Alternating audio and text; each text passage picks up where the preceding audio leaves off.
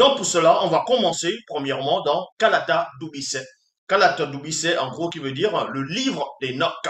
Quel Enoch ici? Parce que vous savez que dans l'histoire, il y a eu plusieurs personnes qui se nommaient Enoch.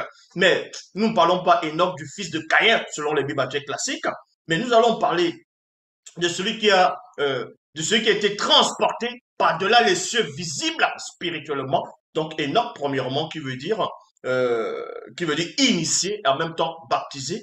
Ce patriarche exceptionnel, cette âme initiée en chef consacré, est sorti de son corps, a vu des choses de l'autre côté, en gros, par-delà le voile. Donc, il a raconté ce qu'il a vu. C'est en cela où les auteurs des Bibles actuelles classiques, vous allez vérifier dans toute forme et sorte de version des Bibles actuelles classiques, en fonction des dates d'apparition, aucun livre de Noc ne va apparaître là-dedans, parce qu'ils ont fait exprès de ne pas mettre cela dans des canones, parce que les versions des livres d'Enoch contredisent de Genèse à Apocalypse. Mais néanmoins, vous savez aussi qu'il existe plusieurs versions des livres d'Enoch et toutes les versions des livres d'Enoch se contredisent. Ici, on n'est pas là pour parler euh, euh, de l'histoire même du prophète Enoch, mais on va néanmoins parler du Christ ici. On va vous dévoiler les faux Christ, ou bien le faux Christ, comme je l'ai toujours dit continuellement. Dans Kalatadoubissé, dans le livre d'Enoch, chapitre 1, verset 621, il est dit ceci: et je vis la manifestation de la représentation symbolique de l'image de l'aîné des deux. Il y a 2 points ici, je m'arrête dans les 2 points.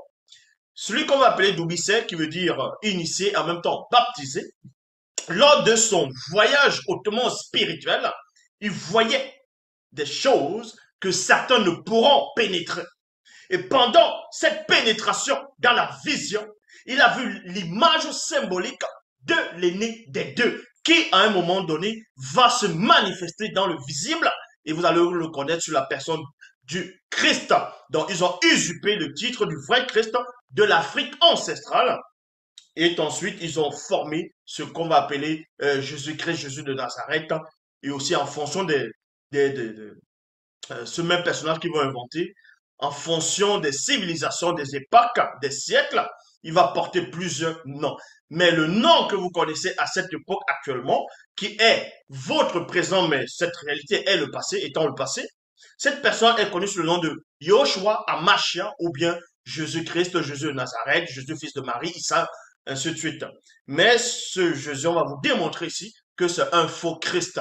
On va, premièrement, selon les versions classiques actuelles, on va voir où ce Jésus de Nazareth, ce Jésus-Christ est issu. Il est venu d'où? Parce que d'autres disent qu'il a une divinité, d'autres disent aussi qu'il n'a pas une divinité, qu'il est né d'un viol. Euh, Ça, c'est ceux qui disent qu'il est né d'un viol, ce sont les faux juifs. Parce que dans les livres apocryphes des faux juifs, on vous dit que Joseph, en gros Marie, mère de Jésus, aurait eu des rapports sexuels avec le frère de Joseph en fonction des versions. En cela où quand elle était enceinte, Joseph a vu cela, a su que Marie l'avait trompé, donc du coup il a décidé de rompre secrètement. Et les auteurs de Bible ont tout simplement changé la version en disant que non, cet enfant vient du Saint-Esprit, ainsi de suite. Donc il existe plusieurs versions sur l'apparition de ce personnage dans des canons. Mais néanmoins, dans Tobisset, donc le livre d'Enoch, chapitre 1, verset 621, comme j'ai dit ici, et je vis la manifestation de la représentation symbolique de l'image, de l'image de l'aîné des deux. Il y a 2 points. L'ancien des jours. L'ancien des jours. Oh, les témoins de Jéhovah, qui sont sous la coupe des démons religieux de Oran, vous disent, essayent de vous démontrer que l'ancien des jours dans le livre de Daniel, dans les versions classiques actuelles, c'était Yahvé Adonai Jéhovah Elohim l'Éternel. Et pourtant, quand vous lisez bien le contexte, quand vous lisez bien la suite du livre on va dire de Daniel, même dans les Bibles classiques, vous verrez que l'ancien des jours n'a rien à voir, selon les Bibles classiques, avec Yahvé Adonai Jéhovah Elohim l'Éternel. Mais néanmoins, Doubisset a vu en profondeur, a compris a pénétré qui était l'ancien des jours. Et l'ancien des jours ici, c'était l'aîné des deux. Et cet aîné des deux qui, plus tard, va vous révéler son identité dans le visible. Donc, il dit ici, il a vu l'image, c'est-à-dire la manifestation de la représentation symbolique de l'image de l'aîné des deux. Deux points. L'ancien des jours. Il émanait de lui une telle, c'est-à-dire une telle puissance divine, dépassant tout entendement et impossible à analyser. Il y a virgule ici. Il fit son apparition. Parce que quand on dit que quelqu'un a fait son apparition dans une pièce, quelqu'un a fait son apparition dehors, c'est-à-dire qu'à un moment donné, il n'appartient pas à ceux du dehors. Il n'appartient pas à ceux de la pièce. Il n'est pas issu de la pièce ni du dehors. Mais il apparaît. Il se manifeste de l'endroit ou bien du lieu où, en fonction de comment on pourra nommer, d'où il va se manifester. On vous apprend ici que Dubuisset a vu que l'aîné des deux, qui est l'ancien des jours,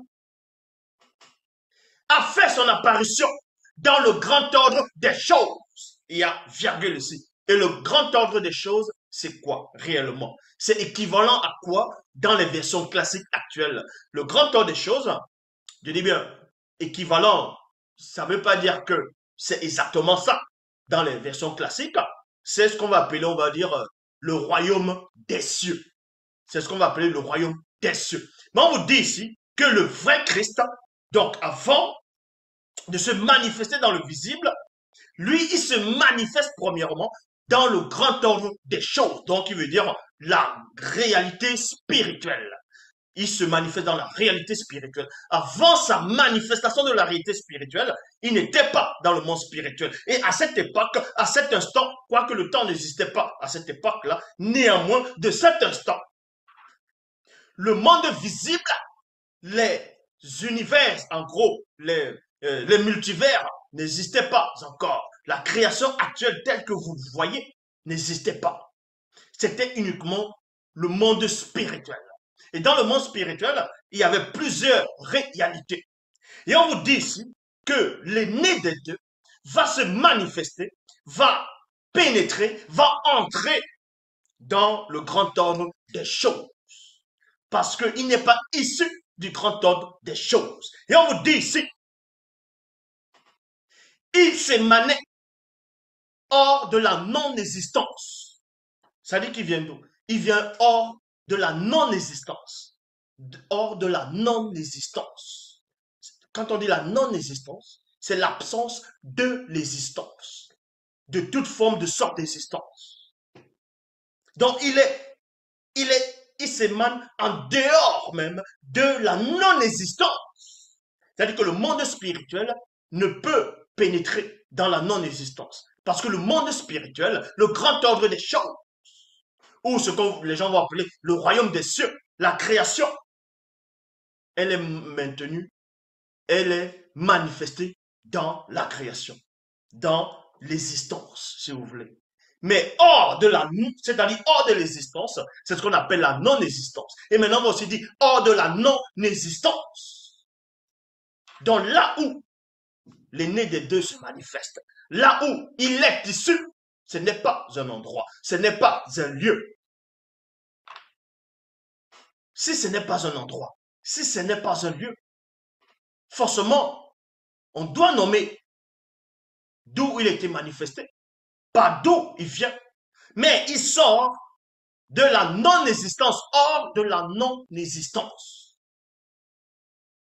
Voilà premièrement l'origine, ou bien où Dubuisset, on va lui révéler des choses, parce qu'avant de parler de quelqu'un, avant de dire que telle personne est le Messie, telle personne est le Christ, tel est le Sauveur, le Hamashia, il faut connaître son origine, d'où il était manifesté. C'est pour ça que quand vous lisez dans les Bibles actuelles classiques, vous allez voir des contradictions, vous allez voir des anomalies, l'antiphrase. Dans les versions actuelles classiques, dans Philippiens 2, 5 à 9, il est dit quoi? Ayez en vous les sentiments qui étaient en Jésus-Christ, lequel exista en forme de Dieu. Il n'a point regardé comme une proie arrachée d'être égal à Dieu, mais s'est dépouillé lui-même en prenant forme de serviteur, en devenant semblable aux hommes, ayant paru comme un simple homme. Voyez? Non seulement il a paru comme un simple homme, il s'est humilié lui-même, il était obéissant jusqu'à la mort de la croix. Et on vous dit que c'est pourquoi aussi Dieu l'a souverainement élevé, en lui donnant un nom au-dessus de tout nom. C'est là où vous voyez qu'il y a une grosse anomalie dans Philippiens 2, 5 à 9. Parce que dans Philippiens 2, 5 à 9, on vous dit que celui qu'on va appeler Jésus-Christ existait en forme de Dieu avant de se dépouiller, avant de descendre. Et le mot Dieu veut dire quoi? Dieu veut dire divinité, veut dire l'être suprême. Et quand on dit l'être suprême, on dit l'être. Un être, c'est quoi? C'est une créature. Donc les gens qui disent que Jésus est Dieu lui-même, admettons qu'il soit Dieu lui-même. Donc il est une créature parce que Dieu même veut dire l'être suprême. Le mot Dieu, le nom Dieu veut dire l'être suprême. Donc Dieu, c'est une créature. Ça, je l'ai démontré dans plusieurs de mes enseignements. Dans les Bibles actuelles classiques de Genèse à Apocalypse, on le démontre. Mais pour vous dire que le premier Christ qui a été connu dans l'Afrique ancestrale par les patriarches, lui, avant de venir dans le visible, il ne vient pas du ciel, il ne vient pas du royaume des cieux, il vient hors de la non-existence. Tandis que l'usurpateur, le faux Christ, connaît le nom de Jésus-Christ, Yoshua Amashia, ou Issa, peu importe comment on va le nommer, lui vient directement du ciel. Donc il est contenu. Or, le vrai Christ n'est pas contenu parce qu'il n'est même pas contenu dans la création. Il n'est pas contenu dans la réalité. Est-ce que vous comprenez? Dans l'existence. Il est hors de l'existence. Tandis que Yahvé, Adonai, Jéhovah, Elohim est dans l'existence, est contenu quelque part. On va aller on va expliquer aussi les passages où Salomon dit, quoi donc? Voici les cieux des cieux, voici les cieux et des cieux et des cieux ne peuvent contenir Dieu. On va expliquer ces choses. Mais néanmoins, le Dieu de la Bible est contenu quelque part. Il a un royaume, il est assis, il s'assoit. Mais Dieu qui savait, qui est le vrai Christ, qui a été manifesté dans l'Afrique ancestrale, est au-dessus de Yahvé, est au-dessus de Jéhovah, est au-dessus de Elohim. Et vous comprenez ici que l'erreur qu'ils ont commise dans Philippiens 2, 5 à 9, comme je viens de lire, ou bien de réciter, qu'on vous dit que ayez en vous les sentiments qui étaient en Jésus-Christ, lequel existant en forme de Dieu.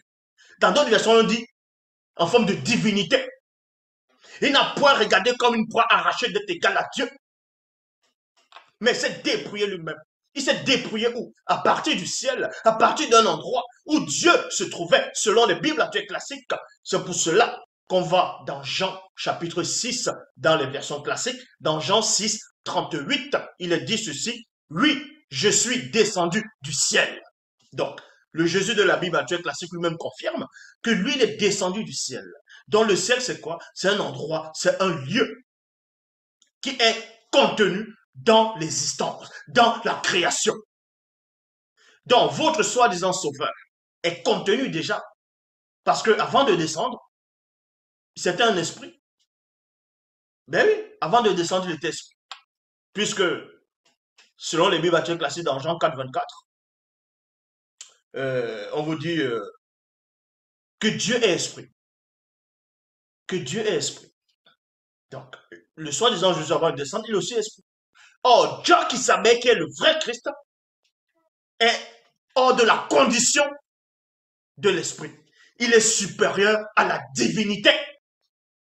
Est-ce que vous comprenez? Ça, c'est le vrai Christ que je vous présente. Par-delà les cieux visibles. Par-delà les cieux visibles. C'est pour ça que Koudoumane, chapitre 53, au verset 60. Donc, pour poursuivre la lecture, ce que je venais de dire, c'était l'introduction. C'est pour vous montrer, premièrement, quand on veut parler d'une personne, quand on veut adhérer à quelqu'un, quand on veut croire au message de quelqu'un, il faut d'abord voir l'origine de la personne. D'où cette personne est issue. D'où cette personne a tiré son origine, a tiré sa puissance, a tiré son énergie. D'où cette personne a été émanée. C'est émané. Donc vous comprenez par là que le vrai Christ qu'on va vous présenter n'est pas un esprit, est au-delà de la condition d'un esprit, est au-delà de la condition de la divinité, est au-delà de la condition de ce qu'on nomme Dieu.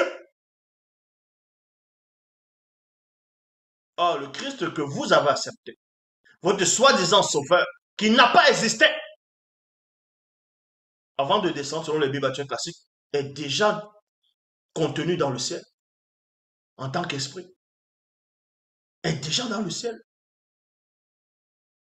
Or, le vrai Christ, lui, qui est Dieu qui savait,